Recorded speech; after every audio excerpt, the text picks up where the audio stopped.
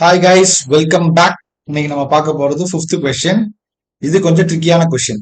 என்ன சொல்றாங்க?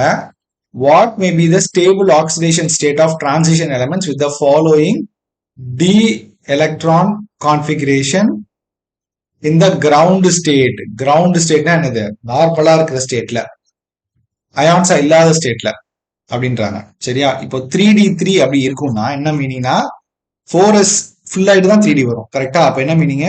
4s2 3D3 இருக்குன்னு அர்த்தம். கரெக்டா? அப்போ எலக்ட்ரான்ஸ் போச்சுன்னா இந்த 5 எலக்ட்ரான்ஸும் போறதான் இருக்கிறதுலே மோஸ்ட் ஸ்டேபிள் ஸ்டேட். 5 எலக்ட்ரான்ஸும் பெருசா இட்ஸ் மோஸ்ட் ஸ்டேபிள் ஸ்டேட். ஏன்னா நோபல் கேஸ் கான்ஃபிகரேஷன் போயிடும்.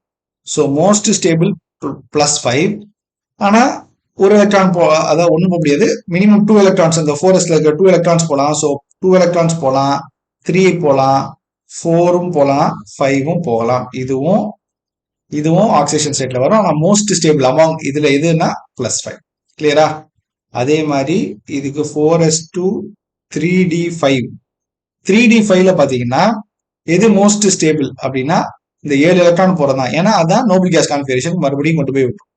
அப்போ அதான் மோஸ்ட் ஸ்டேபிள். மீதி என்ன இருக்கலாம்னா இந்த 4sல இருக்கிற 2 எலக்ட்ரான் போலாம். ஏன்னா அதுல ஒண்ணு மட்டும் போகுது. மோஸ்ட்லி 2 எலக்ட்ரான் சேர்ந்து போறதா ப்ரிஃபர் பண்ணும். 2 போலாம், இல்ல 3 போலாம், இல்ல 4 போலாம். 5 வந்து எப்படி சொல்றது, இட்ஸ் ஹாஃப் ஷெல் ஆயிரும். அதனால 5 ப்ரிஃபர் பண்ணாது. ஸோ +6 +7 இதெல்லாம் ஸ்டேபிள், மோஸ்ட் ஸ்டேபிள் +7.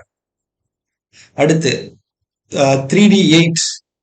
அப்போ அதோட கான்ஃபிகரேஷன் இருக்கும் 4s2 3d8 இருக்கும். அப்போ அதுல ப்ரிஃபர் பண்ற மோஸ்ட் ப்ரிஃபர்ட் கான்ஃபிகரேஷன் வந்து 3d8 இருக்கு. அதனால +2, அந்த +2 ரெண்டு எலக்ட்ரான் ரிலீஸ் பண்ணதான் மோஸ்ட் ப்ரிஃபர் பண்ணோம்.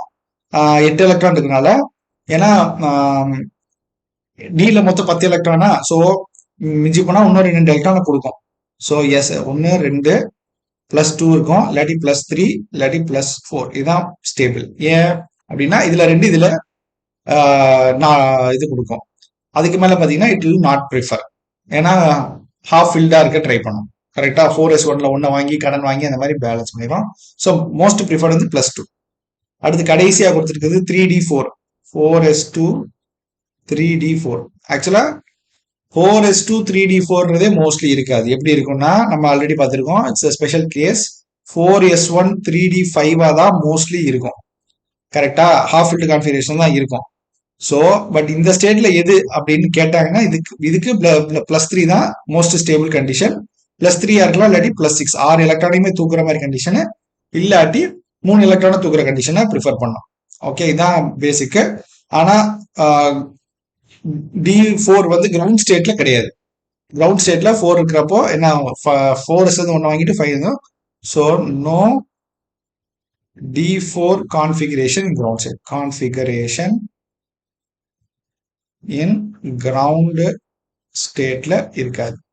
ஏன்னா 4s வந்து 1 வாங்கிடும், அதனால இருக்காது. கிளியரா? இட் பிகம்ஸ் 3D 5 4s 1 வந்துடும்.